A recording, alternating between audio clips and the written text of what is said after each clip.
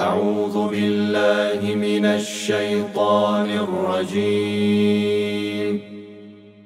بسم الله الرحمن الرحيم. قل هو الله أحد الله الصمد لم يلد ولم يولد ولم يكن له كفوا أحد. بسم الله الرحمن الرحيم. قل هو الله أحد الله الصمد الله الصمد لم يلد ولم يولد ولم يكن له كفوا أحد. بسم الله الرحمن الرحيم. قل أعوذ برب الفلق. بسم الله الرحمن الرحيم. قل أعوذ برب الفلق من شر ما خلق ومن شر غاسق إذا وقب ومن شر غاسق إذا وقب ومن شر النفاثات في العقد ومن شر حاسد إذا حسد. بسم الله الرحمن الرحيم.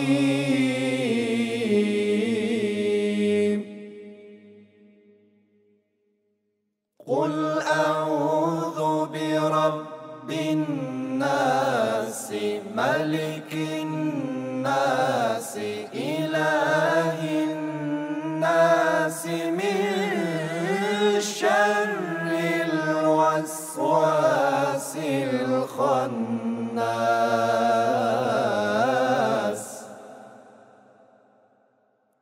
الذي يوسوس في صدور الناس من الجنة والناس.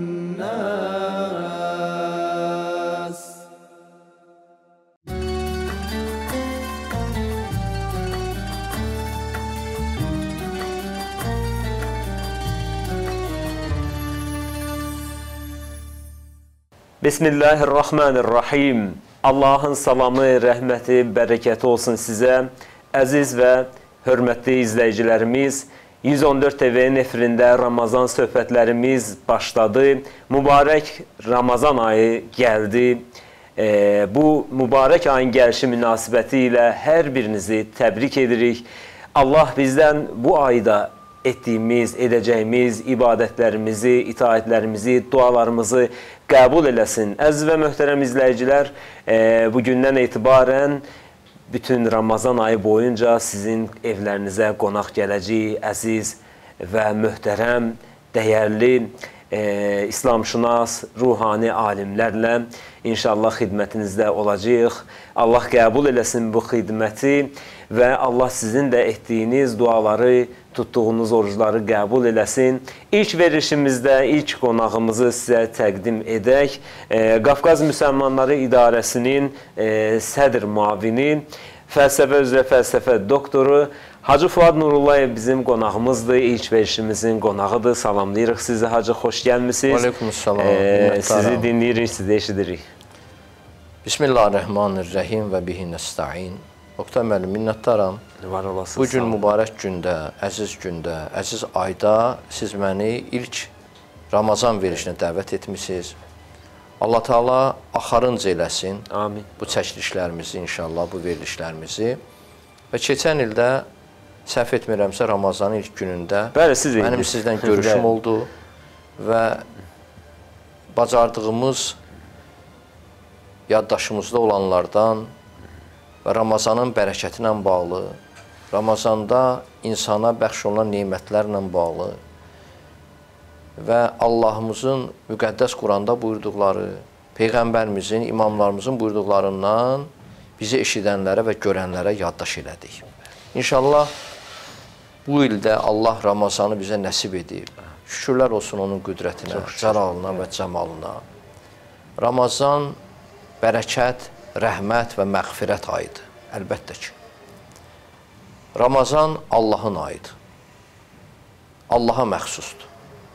Və onun mükafatını da yaradan verir. Necə ki, müqəddəs Quran-ı Kərimin Bəqərə surəsinin 183-cü ayəsində Allah Teala özünün mübarək ayəsində buyurur.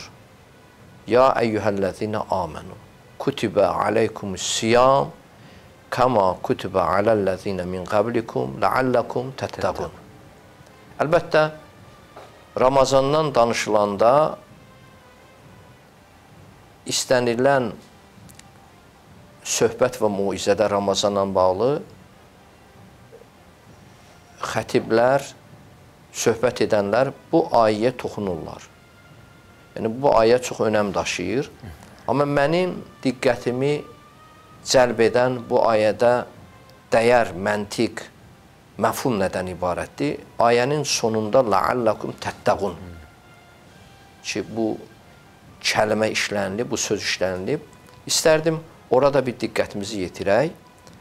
Allah Teala bizə ibadətlər vacib görüb, vacib bilib və vacib edib. Namaz başladı ibadətləri. Təbii ki, namaz qılan insan Yaradanınla rabitədə olur və 17 rəkət gün ərzində namazını qılır və namaz müminin meracıdır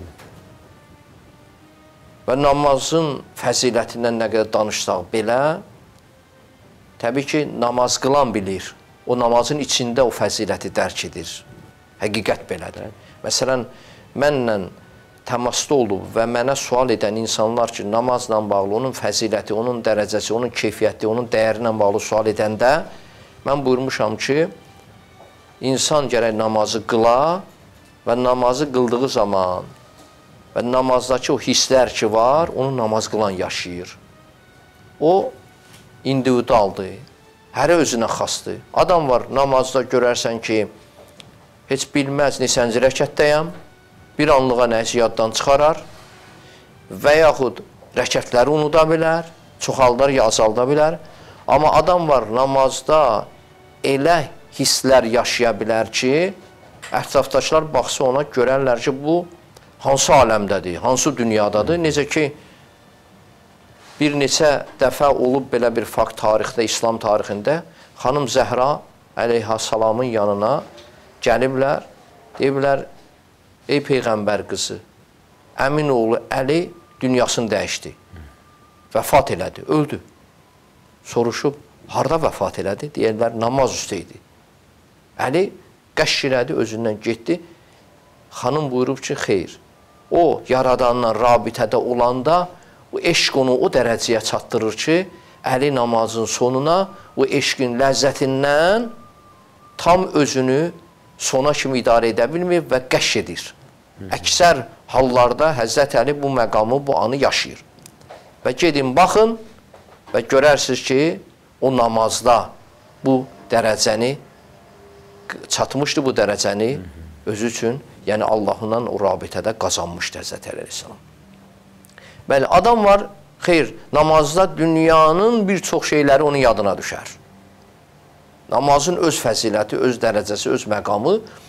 Amma oruc, Ramazan orucunda ibadət namazdan da fərqlidir. Təbii ki, insan namaz qıldığı günlərdə, vaxtlarda, Allahla rabitədə, günün müəyyən vaxtlarında, müəyyən dəqiqələr və saatları Allahla ibadətdə olursa da və Ramazandan qeyri vaxtlarda insan qidalanır, yeyir. Bəli.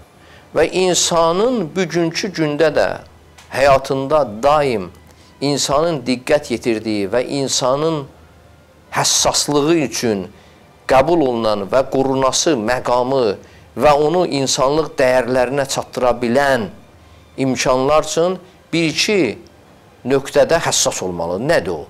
Biri, mədə imkanlarından özünü qorumalıdır, bacardığı qədər. Yəni, Allah Teala bizə qidalama imkanı verib, başqa canlılar kimi. Amma başqa bizə qədər yaranmış canlılar qidalanarsa da, onlarda ağıl imkanı yoxdur. Amma bizdə ağıl, təfəkkür, idrakımız var. Və biz başqa canlılar kimi bizə qədər yaranmışlar kimi qidalanırıq. Fiziki istək və gücümüz, qüdrətimiz var. Və bizdə də o qidalama imkanları var. Amma baxın, qidalama imkanı bizim mədəmiz onu gün ərzində qəbul edir o qidanı və bir də məsələn Allah Teala mələkə bunu verməyib, amma bizə kimi yaranmış, həyatda olan canlılara verib, dörd ayaqlıya və yaxud sürünənə və yaxud uçan quşa və bunların da şəhvət imkanları var. Allah Teala onu bizə də verib. Amma nə quşlara, nə dörd ayaqlıya, nə bizi qədər yaranmışlara ağıl imkanı, təfəkkür imkanı verməyib, amma sonuncu xəlq etdiyi məxluq, yer üzərinin xəlifəsi olan insana verdiyi şəhvətlə, verdiyi maddi, qidalanma, mədə imkanla bircə ağıl, təfəkkür, zəka imkanı da verib. Baxın, ağıl imkanı, təfəkkür imkanı, dərk etmə imkanını, idrak imkanı bizə verib, onun məkanını mütəxəssislər deyərlər ki, o yerləşir insan əzasının baş nahiyəsində.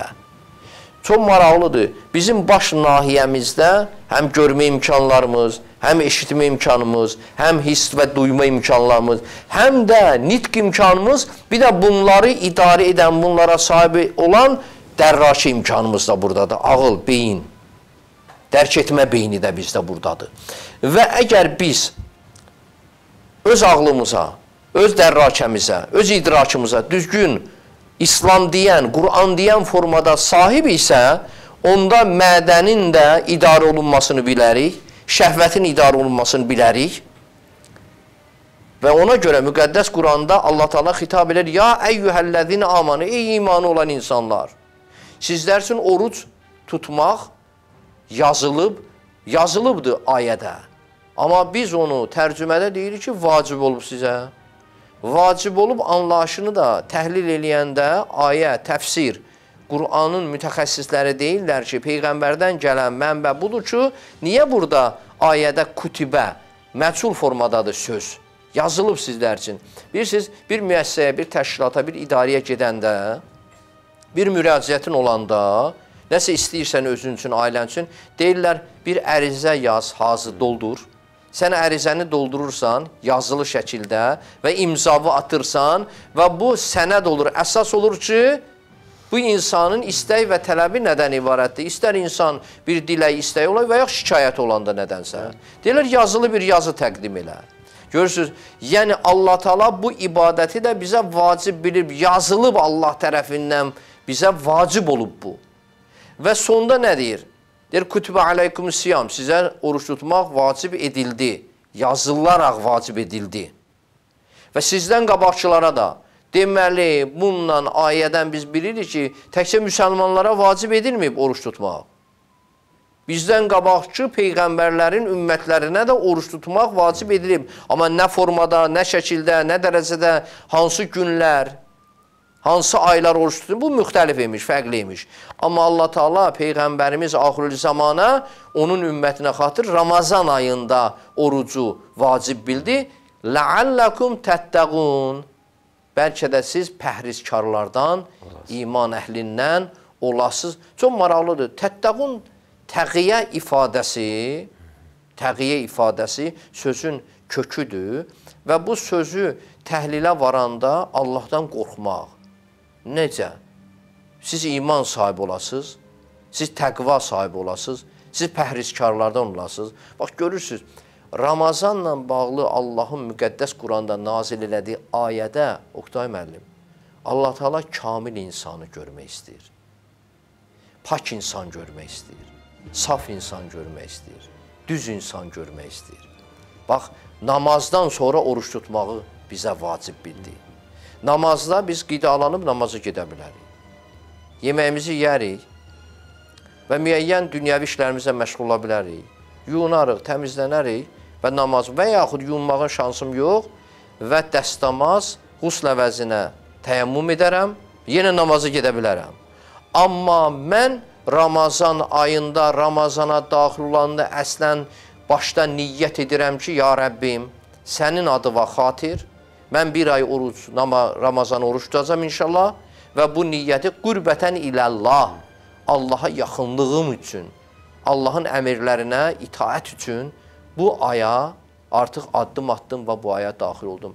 Mən artıq gün ərzində qidalanmaqdan, şəhvətin tələblərindən, dünyəvi bir çox istəklərdən özümü təcrid edirəm. Çox maraqlı bir məqamdır. Allah Teala mənə kimi olan canlılara qidalanmaq imkanı verib, şəhvət imkanı verib. Bunlar öz instinktləri olaraq bunları icra edirlər. Amma mənə canlı olaraq yaşam imkanı Allah Teala bəxş edibsə də, amma bunun müqabilində mənə bunların üstünlüyündə, bunların idarə olunmasında ağıl, idrac, təfəkkür imkanı verib və mənim mədəmi doldurmaq, maddi dünyada qidalanmaq imkanımı ağlın tələbləri müqabilində, ağlın hədd və hududları müqabilində mən bu addım atmalıyam. Şəhvət imkanı, mən də bir fiziki, bir tələbə sahib olaraq, bir canlı olaraq, mən də şəhvət ehtiyaclarımı ödəmək üçün hüquq və imkanlarım varsa da, amma ağlın çərçivəsində, ağlın, yəni icazəsi və hududlarında bu addımı ata bilərəm. Görürsünüz, harda, necə istəyirəm, nə cür, xeyr, buna şans və imkanım yoxdur. Onun üçün də Allah Teala namaz ibadətindən sonra ikinci ibadətdə vacib olan, şərt olan ibadətin ikinci vacibat hökmünün Ramazan orucunu bizə əmr etmişdi ki, insan Ramazan orucunu tutduqca, Ramazan orucuna riayət etdikcə, əməl etdikcə artıq həm mədənin imkanlarının nə dərəcədə necə insan bunu idarə etməsi və şəhvət imkanlarını artıq bunları o dərəcədə nizamlayır, o dərəcədə qaydaya qoyur, o qədər də tənzimləyir və tənzimləyən zamanda insanoğlu özü başa düşür ki, demə mənim qidalanmağım, və məntiq buradadır, qidalanmağım, şəhvətə sahib olmağım, ağlın idarəçiliyi ilə həyata keçirilərsə, mən həyatda, ömürdə tam Allahın mənim qarşımda qoyduğu insanı, şərtləri icra etmiş oluram. Və onların idarəçiliyindən kənara addım atmıram və Allah Teala kamil insanı necə görmək istəyir?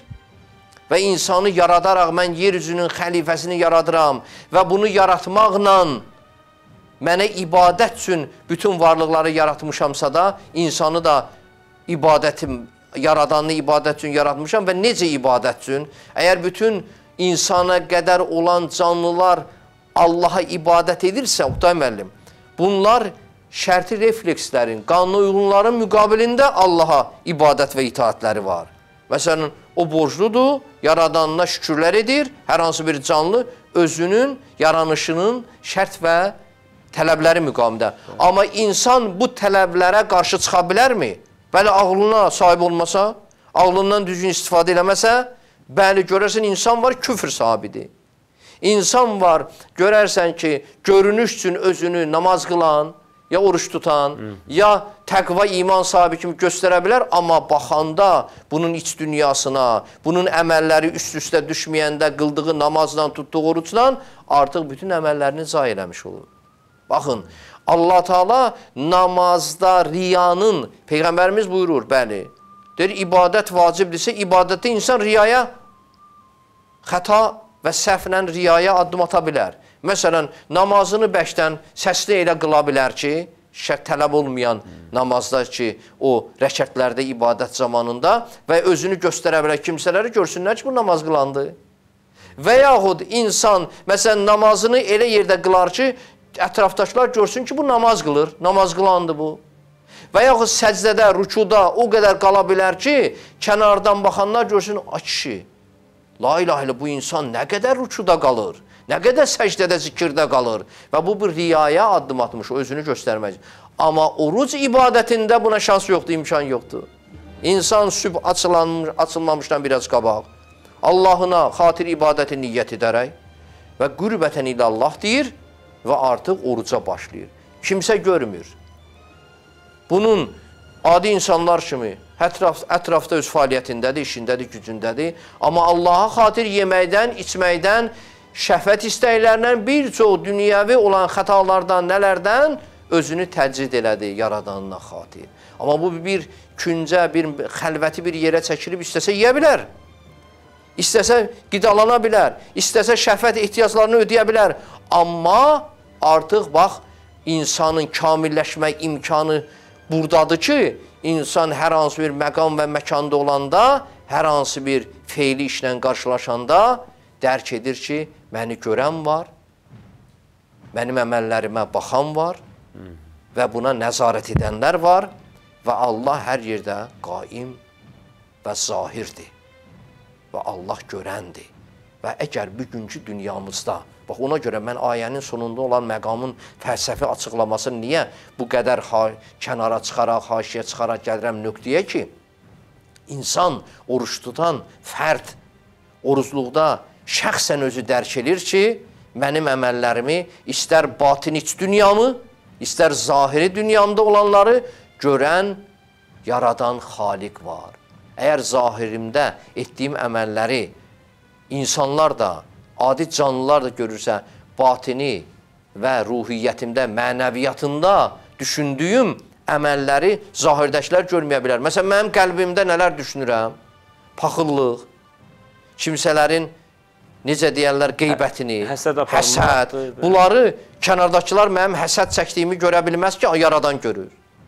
Bu daxili xəstəliklər, mənəviyyatın xəstəlikləridir ki, mən Ramazanda bunları da özümdən uzaqlamalıyam, təmizləməliyəm, saflaşdırmalıyam. Çünki Peyğəmbərimizin buyurduğu hədislərdə buyurulur ki, Ramazana başlayan insan Allahı niyyət edərək qürbətən ilə Allah deyir, Ramazana başlayır və sonda o şeytana və nəfsinə qələbə çalmışdı.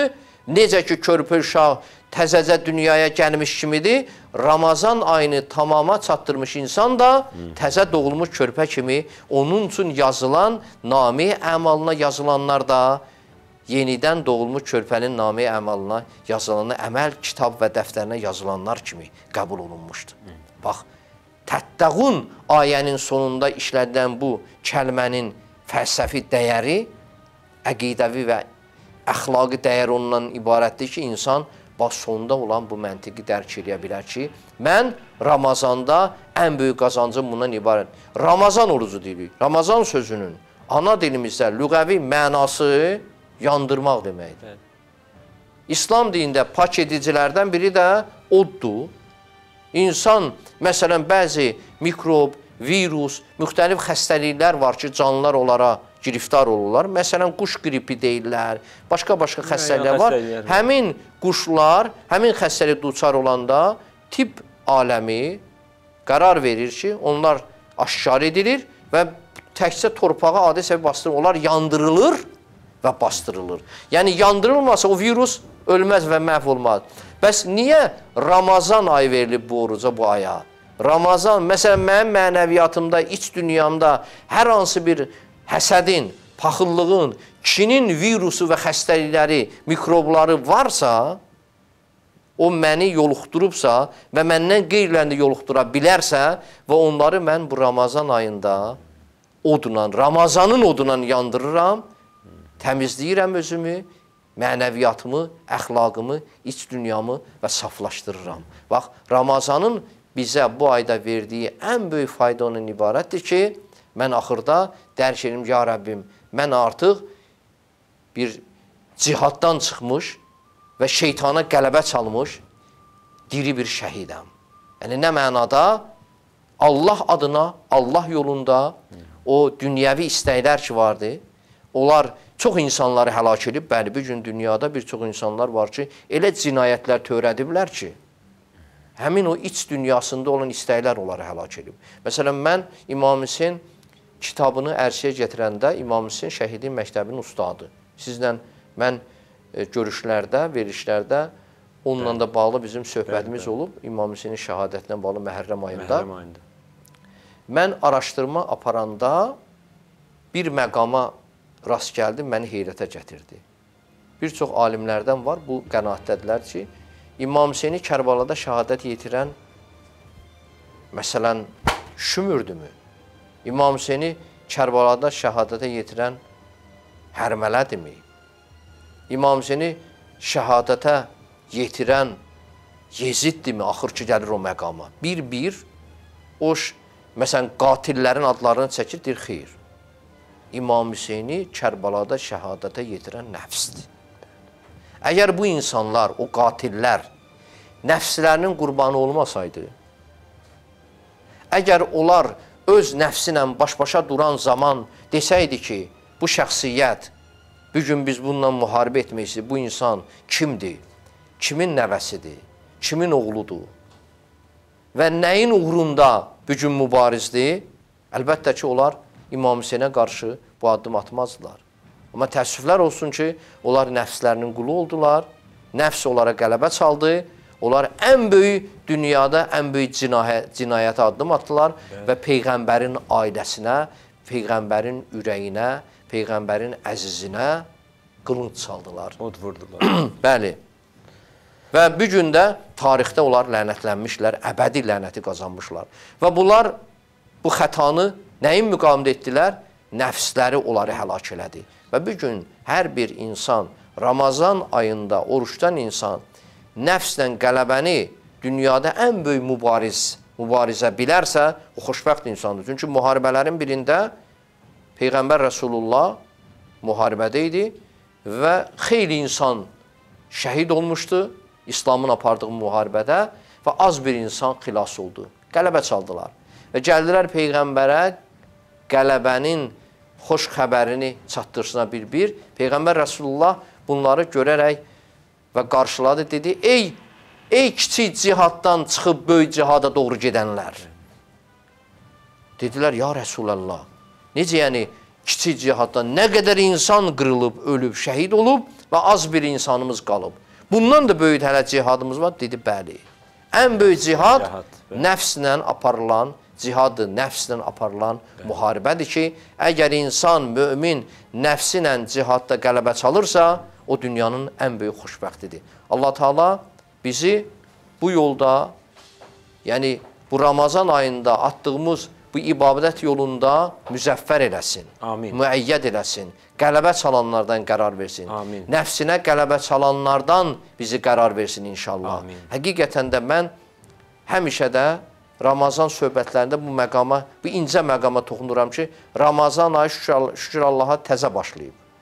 Bizi eşidənlər, bizi dinləyənlər nə qədər varsa, bizi görənlər, mən onları səsləyirəm. Ramazan karvanı düzülüb, təzəcə və gəlin bu karvana qoşulun. İnsanlar var idi, keçən ildən bu ilə qalmadılar, dünyalarını dəyişdilər. Və biz hər il dua edirik, Allah yeni Ramazanı bizə nəsib et. Allah bilər, biz yeni Ramazana qalarıq ya yox. Amma bu Ramazanı Allah şükürlər olsun bizə qismət etdi. Ömürdə bizə nəsib oldu. Biz bu fürsəti əldən verməyək. Bizi eşidənlər, nə qədər görən insanlar varsa, Ramazanın ilk günüdür, qoşulsunlar karvana. Sabah eşidən var, sabah qoşulsunlar. Yəni bu fürsəti əldən verməsinlər. Bu xoşbəxtliyi əldən verməsinlər. Çünki ömrə vəfa yoxdur. Bir gün biz dünyadan gedərik, amma dünyadan apardığımız tuşə, qənimət, dəyər etdiyimiz ibadətlərdir, xüsusən namaz və oruc ibadətimiz və qalan ibadətlər də Allah Teala bizə həyatda onları da nəsib edərsə, maddiyyatdan xumus vermək, zəkat vermək, Allah nəsib edər, maddi durumumuz yaxşı olar, həccə getmək. Amma bugün əksər insanın namaz qılmağa və oruç tutmağa şans və imkanı var. Allah tutduğumuz orucu, qıldığımız namazı qəbul etsin. Allah Teala bu ibadət yolunda bizi müstəqim eləsin, bizi bu yolda sabit qədəm eləsin. Allah Teala and verirəm onun cəlalına və mərhəmətinə. Allah Teala bizi iman əhlilərindən qərar versin inşallah.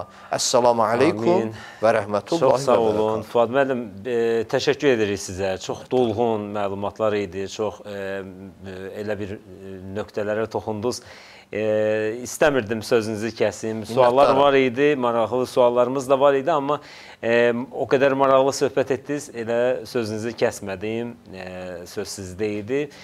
Çox təşəkkür edirəm sizə. İnşallah bu mübarək ayda yenə də sizə zəhmət verərik, verilişimizə dəvət edərik sizi. Minnətdarıq sizə, var olasınız. Əziz və möhtərəm izləyicilər, bayaq da qeyd etdiyimiz kimi bir ay sizin qonağınız olacaq. Müxtəlif qonaqlarla, əziz insanlarla sizin evinizə qonaq gələcək. Allah etdiyiniz duaları, ibadətlərinizi, orucunuzu qəbul eləsin. Salamat qalın. Allahu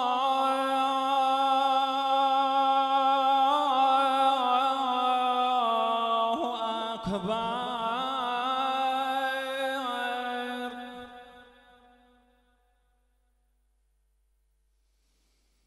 Allahu Ekber.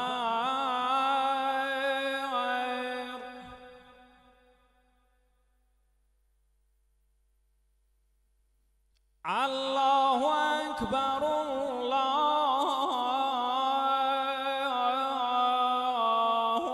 Ekber.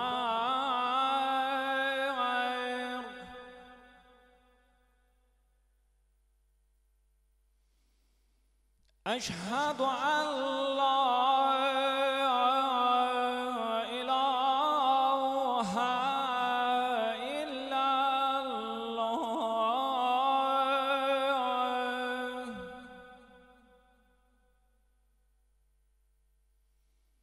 أشهد أن لا إله إلا الله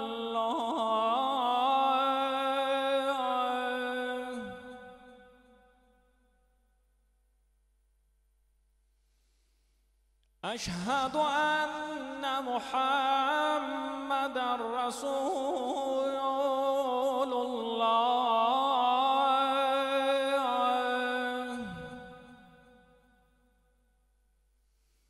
أشهد أن محمد رسول الله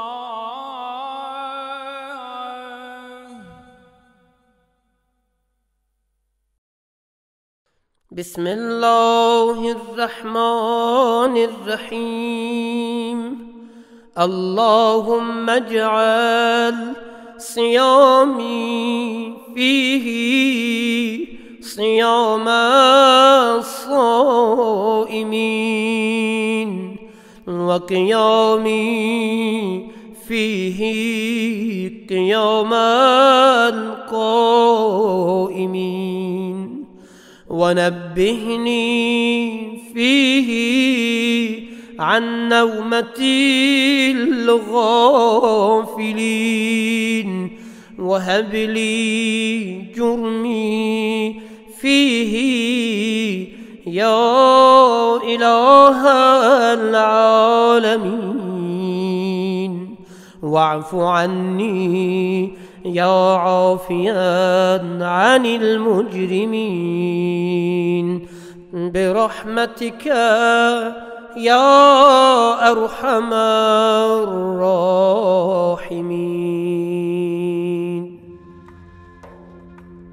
Birinci günün duası. Allahım, bugün mənim orucumu həqiqi oruç tutanların orucundan və durub sənə ibadət etməyimi ibadət edənlərin ibadətindən hesab et. Məni bu ayda qafillərin yuxusundan oyat. Bu ayda günahımı bağışla, ey aləmdəkilərin məbudu. Məni bu ayda əf et, ey günahkarları əf edən. يا علي يا عظيم يا غفور يا رحيم يا علي يا عظيم يا غفور يا رحيم أنت الرب العظيم أنت الرب العظيم الذي ليس كمثله شيء وهو السميع البصير الذي ليس كمثله شيء وهو السميع البصير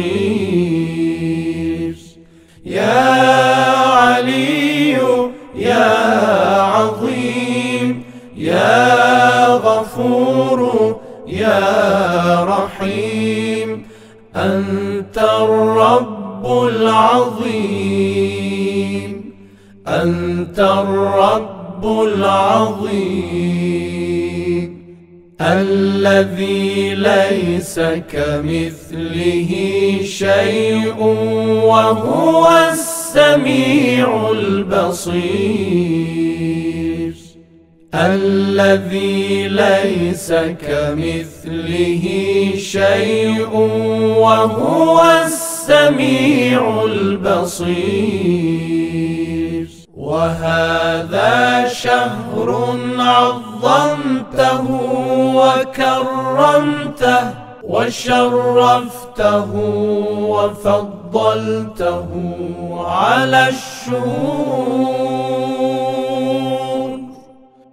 وهو الشهر الذي فرضت صيامه عليه وهو شهر رمضان الذي أنزلت فيه القرآن هدى للناس وبينات من الهدى والفرقان وجعلت فيه ليلة القدر وجعلتها خيرا من 1000 شهر فيا ذا المن ولا يمن عليك من علي بفكاك رقبتي من النار في من تمن عليه وأدخلني الجنة وأدخلني الجنة برحمتك يا أرحم الراحمين.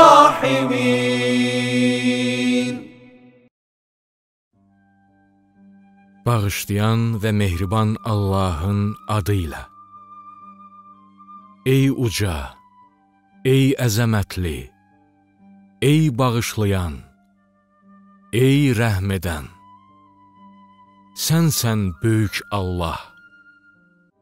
Bir Allah ki, bənzəri yoxdur. O eşidən və görəndir. Bu Ramazan ayı sənin bütün aylardan böyük və kəramətli etdiyin, şərəfli edib üstün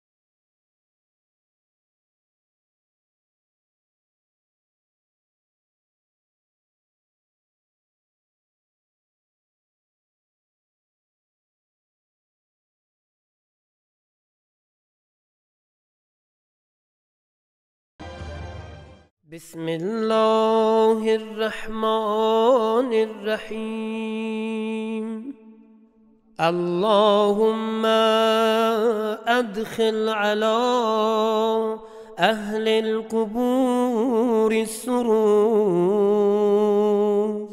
اللهم أغني كل فقير اللهم أشفي كل جائع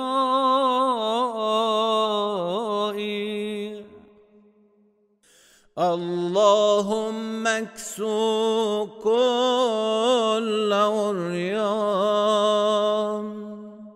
اللهم اقضي دين كل مدين اللهم فرج عن كل مكروب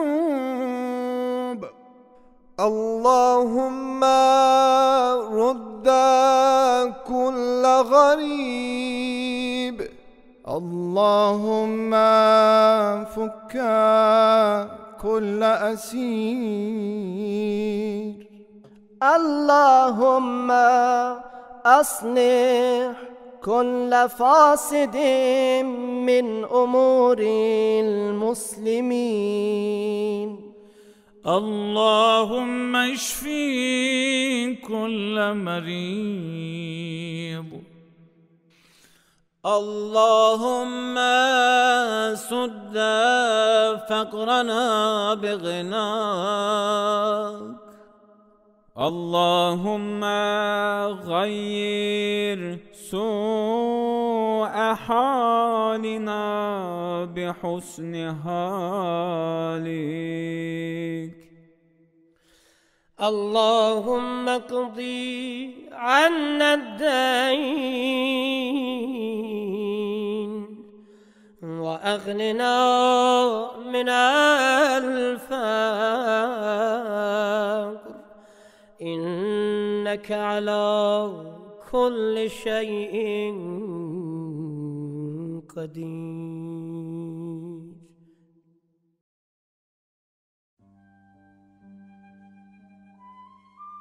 İlahi, qəbristan əhlinə şadlıq verib, onları sevindir. İlahi, bütün kasıb və yoxsulları dövlətli et. İlahi, bütün acıları doyuzdur. İlahi, paltarı olmayan bütün yoxsulları geyindir. İlahi, bütün borcluların borclarını ödə. İlahi, bütün çətinlikdə yaşayanları